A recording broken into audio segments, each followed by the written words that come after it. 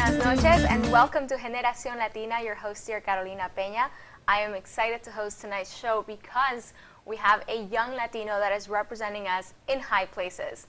Tonight with us we have Julian Alcazar. He comes from the White House Initiative on Education Excellence for Hispanic Americans. And I can't believe I just got that right because it's such a long name for this office. But it's very interesting work that he does there, and I am excited to tell you guys not only about what he does, but where he comes from. Again, like, he's one of many young Latinos that are doing great work and advancing the cause for education for us and the generations to come. So, Julian, welcome to Generación Latina. It's a pleasure to have you here. Thank you, Carolina. It's a pleasure to be here on your show. No, True for privilege. Sure. And I wanted to, we'll start out with just tell us a little bit about who you are. You know, where do you come from? What brings you here to Washington, D.C., all the way from California? Yeah. So what brings me here is my boss, Juan Sepulveda. When I was an undergrad in Cal State San Bernardino in California, I got to meet him because I did a Latino Education and Advocacy Day. He was the keynote speaker for our event. Shortly after, we developed a cool friendship, and he asked me to come out to D.C. He was like, hey, what do you think of just coming out to D.C. and working for me? And I was taken away. I didn't know what to say, really. Luckily, my mom was next to me when Juan asked, and my mom was really the one that gave the answer. She was like, yes. I honestly was still speechless. Well, of course, because I mean, you're kind of just a college student, and all of a sudden this guy from D.C. who works for the Obama administration wants you to work with him. Like, that's such a big deal. Yeah. But obviously he saw something in you, right? That was so crucial for him to have on his team, right? Yeah. So, no, tell us more about it, for sure. And so, yeah, shortly after that, you know, through just struggle, basically, to find the funding to get out here in the beginning, because it was going to be on an unpaid internship, and I was just like, we just got to make it happen. Wow. And luckily, when I got here, Juan was like, I have good news. You know, it's going to be a paid internship. Oh, great. And don't worry about housing. I was like, okay. That's awesome. Been there for a year now. And it's been a wonderful experience, from getting to know some of the most powerful and most influential Latinos around the country, to actually being part of the table and being part of the conversation when it comes to education policy and how it specifically affects Latinos. You know, never in my wildest dreams did I think a young kid from Compton, California would actually make it to Washington, D.C., let alone work for such a prestigious initiative such as the White House Initiative on Education Excellence for Hispanics, and be under the leadership of Juan Sepulveda, one of the most dynamic men I've ever met in the world. He blows me away every time. His leadership, his charisma, and his level-headedness in all situations, I've definitely taken so much more out of that, and just try to apply it to my everyday life, and how I just do business and how I carry myself. I do hope you get a little bit of a raise for what you just said. Because no, and it's true, right? I mean, for us it's so important to find key individuals that we can learn from, you know, especially when we're young. And you've done that, you know, and in fact you were sought out by somebody like him, a leader like him. So that's essential. That's great. Now, did you grow up, you know, rich, poor? Like, give us a little bit of a background on that, just kind of to see where you've come from. Well, where you are now. I grew up in Compton, California. Compton, California isn't the greatest place to grow up in. There was a lot of violence, but I could honestly say that there was never a time where I really felt that we struggled, or at least I didn't really notice that we struggled, because we always had food on the table. If it was just beans and rice that we ate with a tortilla, then that's all we ate. You know, I think one of the most important things that my mom just has influenced in me and just has allowed me to take away is just always be humble, and, you know, just be thankful for what you have. Even if it's not a lot, just be thankful for it. And so just the simple fact that we had food on the table was great. That's definitely a key value in our in our families, right? It's to be grateful for the little sometimes that we have. But it will make us even more grateful for the bigger things that would come. So now, Juan, I'm sorry, Juan, I'm calling you by your boss's name, Julian. Tell me now, how did you find your path in terms of your setting your educational path? You told me you were studying, well, you graduated with a sociology degree in undergrad, and you are now actually pursuing your MBA, which is, I commend you for that. You know, we do need to push through even further levels of education for our own advancement and that of our communities. But, you know, why sociology, and what did you expect to do with it? Honestly, I never really thought of a sociology degree as one of my passions, but because originally my major was going to be aerospace engineering, because I was just in love with planes, everything about it, just how to design one. And I think my passion came from my mom, because my mom was a janitor at McDonnell Douglas, and so she would often just bring back some of the things that these engineers would throw away, and there were often blueprints of how an airplane was built. And so I was just like, wow, this is what I want to do. You know, when I first started, I was like, okay, this is something I love to do. And I got an internship with an engineering firm, and it wasn't all that it was cracked up to be. It was very long hours, and at the end of the day, I didn't really find myself happy or fulfilled. And so that following fall, I actually started working with the Upward Bound program. And while working with Upward Bound... What is quickly Upward Bound? I mean, we have similar programs here, but tell us. So what Upward Bound does, they take inner city youth that are first generation, low income students, minorities, and place them in basically a college boot camp for a summer, and just walk them through of how college life would be. And throughout the summer, they visit different colleges and universities around their area. So for California, we visited every college and university that was all of Southern California. And that was incredible, because more often than not, these minority students don't really get an opportunity to even visit one college campus. And here is 50 students visiting every college campus in Southern California. And it was longer hours and much less pay, but at the end of the day, I felt happy with what I was doing.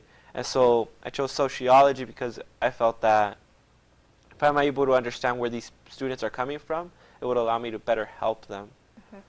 And it's been a great tool for me, just because now I'm able to just really analyze how data can reflect a population and how the population can affect a student.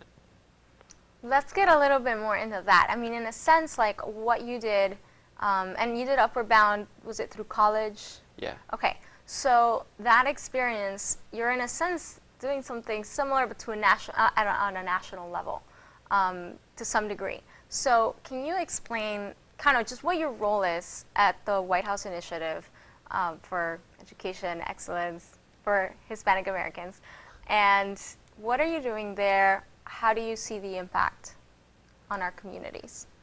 So what I do there, I basically support Juan, our executive director, and Jose Rico, our deputy director, in anything they need.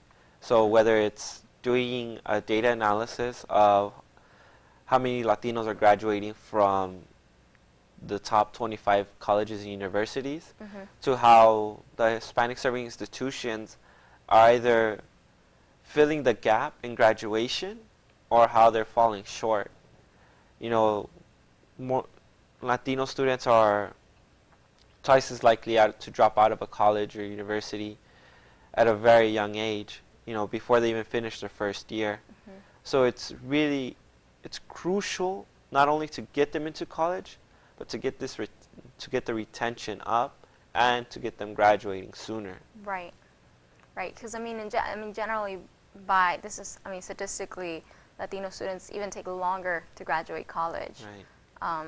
But the point is to graduate. Right. I mean, really. So you study these numbers, I'm assuming. What do you guys do with it? And what is it? What kind of value is it to you, to your office, to the administration? So the value that it brings to our office, it gives us a bigger picture and helps us understand really where the shortcomings are coming from, whether it's they're not graduating because the degree was either too hard, there wasn't enough support at the school, or it might have been just a family situation that didn't allow them to finish. On top of that, it allows us to really see the key communities around the nation that need help. That are struggling the most. Yeah. Graduating their Hispanic students. Yeah. Interesting. So once you identify that, based on the data, based on those numbers, either per school or per community, like what do you do with it? Do you step in? How do you, in a sense, what's the role of that office in terms, or in light of the government as a whole? So for us, it really has been, we've been very fortunate in the sense that these communities that were struggling come and seek us out, and they're like, come and help us.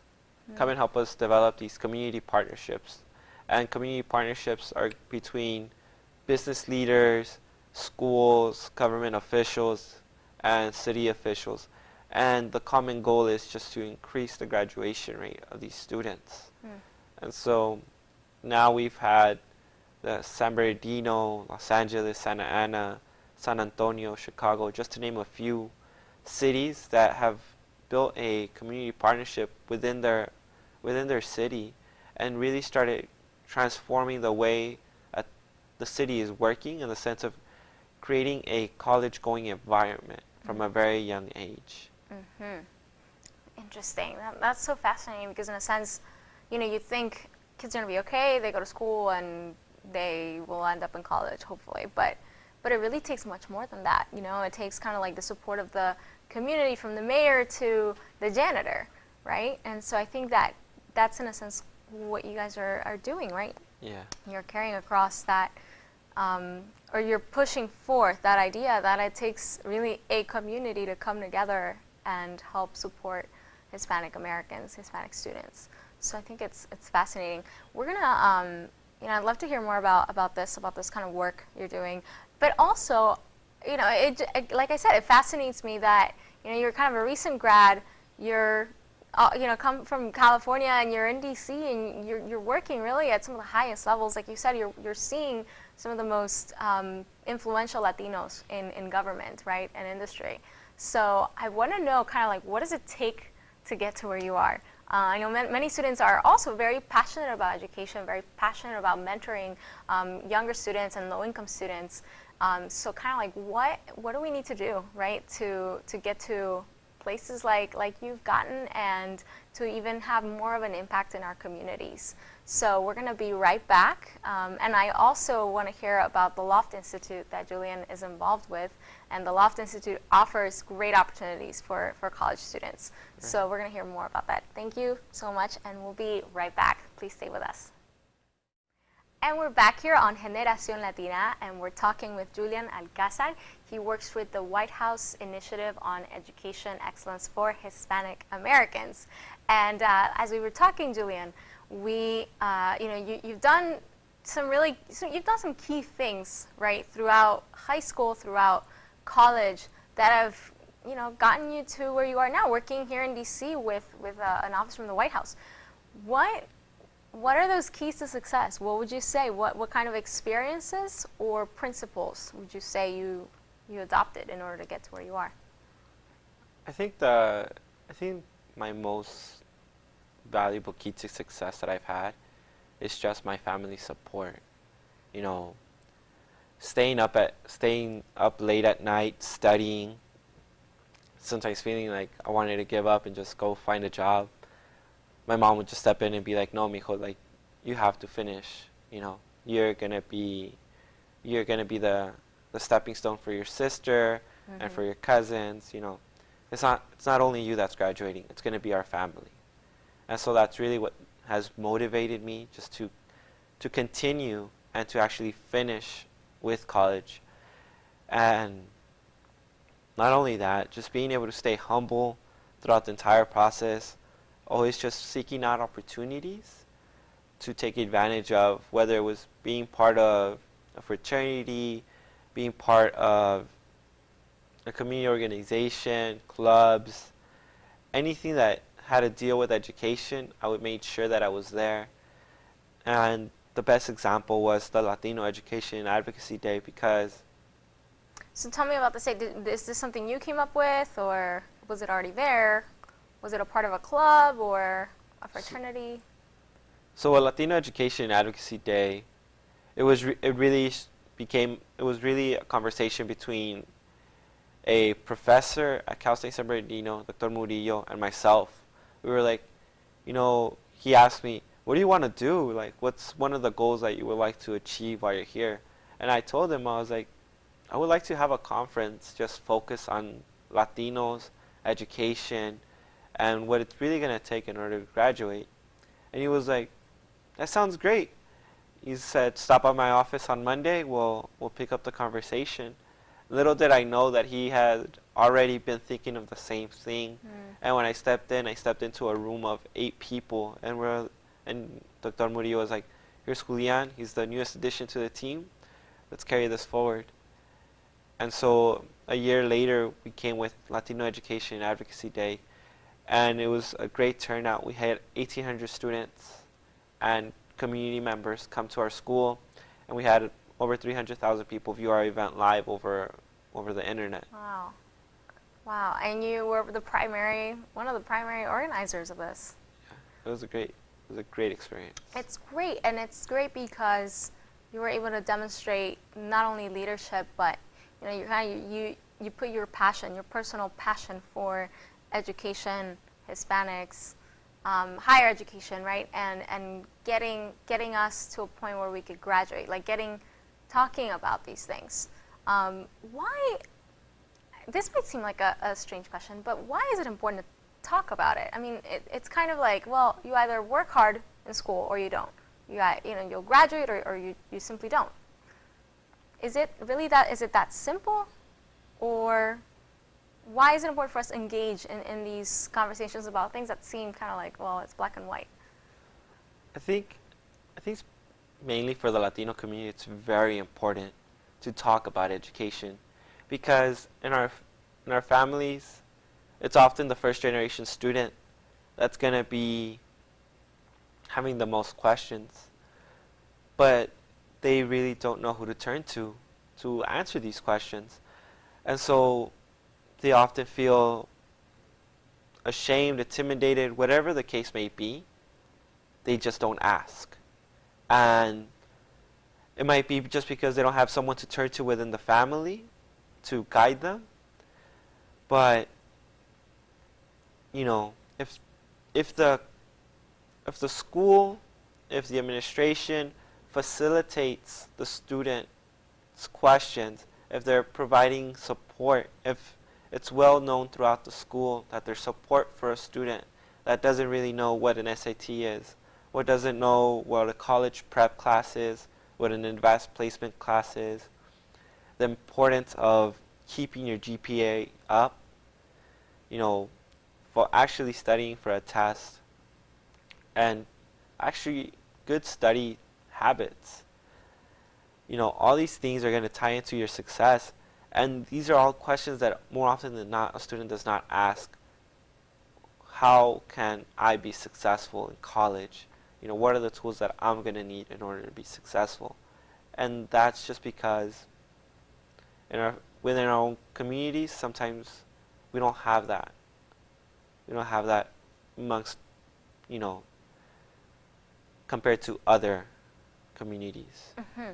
I mean, it's fascinating because there are so many, our parents, by and large, are very supportive of us getting an education. And, many of them have come to this country solely for that reason, for us to be educated here.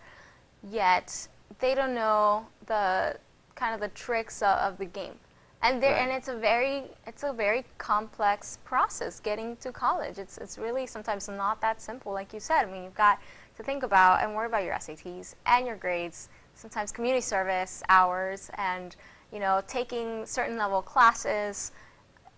There's really a lot to keep in mind, and schools are overburdened by the amount of students that they have and the counselors that can advise these students. So you're right, it's kind of a lot more complex than just a simple, well, you either work hard and study hard and go to school, or you don't. It's sometimes a lot more than that.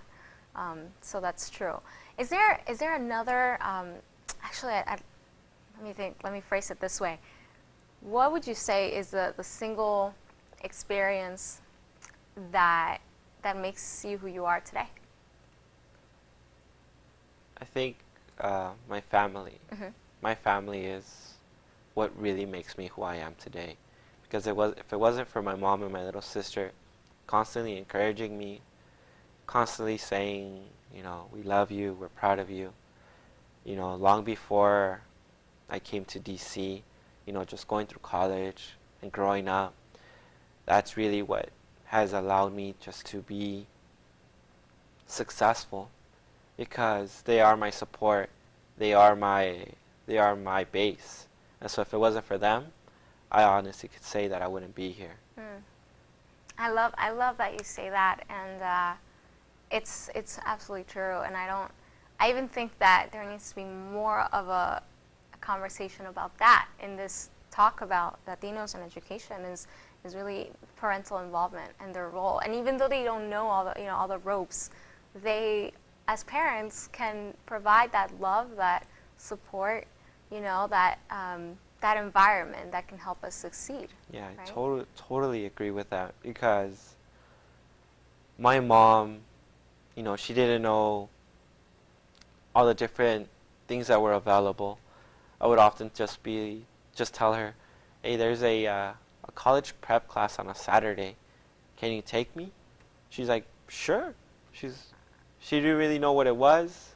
She just said, okay. She's just encouraged me and supported me the entire time, which is amazing. That's awesome. And I really hope more parents can do that and realize that they have a direct impact in their kids' education by just supporting them in this sense, right, and encouraging them. Not being, you know, maybe too hard on them, but holding a very high standard for what is expected of them educationally and supporting that. Julian, one more thing that I want to ask you, and it's something that you kind of do on the side, besides your work, besides your getting your MBA, going to school at nights, and who knows, you are also involved with the Loft Institute, Latinos on Fast Track, Loft. Tell us about that, and how can us and other college students can take advantage of the opportunities there. So the Loft Institute, it was started originally by the Hispanic Heritage Foundation about 6 years ago, and Emmanuel Pleites really was the one and the key to taking it to the next level. Just a year ago, around this time actually, we were all sitting down, we were talking about how we could really just transform Loft into something new and something different, and just be able to create a true pipeline between high school, college, and career. And through this, we came up with the Loft Institute, Latinos on the Fast Track Institute, where we're taking high school students, we're preparing them for college through boot camps, through SAT preparation, through scholarship mentors. And it's all volunteer-based. And it's all volunteer-based, you know. And once they're in college, we place them in internships all around DC and all around the nation. Sometimes they're unpaid, sometimes they're paid, but we will take care of them in the sense of they will have a unique experience when they come to the Loft Institute. They could become a member of the Loft Institute by going to members.loftinstitute.org. That's members.loftinstitute.org.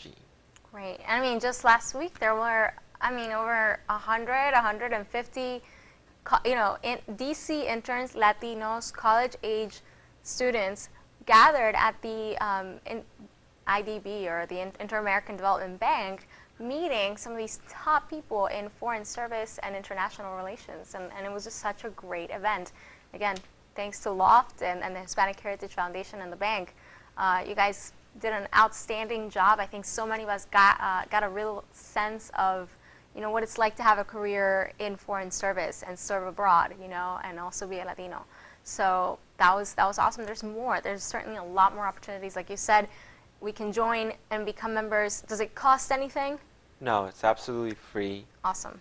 All we require is maybe an hour of your day to come to one of our workshops on a weekend. Yeah, and get a ton of great resources and meet people there. So I think you guys are doing an outstanding job.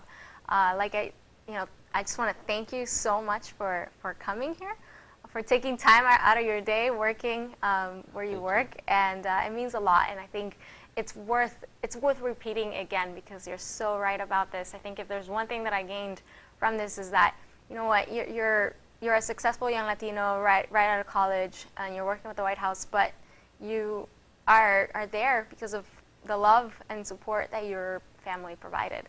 And I think that's so key, and we need that. We definitely need that as young Latinos trying to make and become somebody in this society and give back. So thank you so much for everything you're doing. I certainly hope to see you again here as the next director of one of those offices in DC. So thank you again, Julian. And like we said, go to if you'd like to become a member of the Loft Institute, the website is right there. And also do not forget to check us out on our blog and more opportunities that are going to be coming out. And that's generacionlatina.org. And like I always say, I'd love to hear your ideas. If you've got something that's very important to you that you'd like to talk about, please contact me. I'm all ears for what you have to say. It is your voice that matters here. So thank you so much for joining us, and we'll be back next week.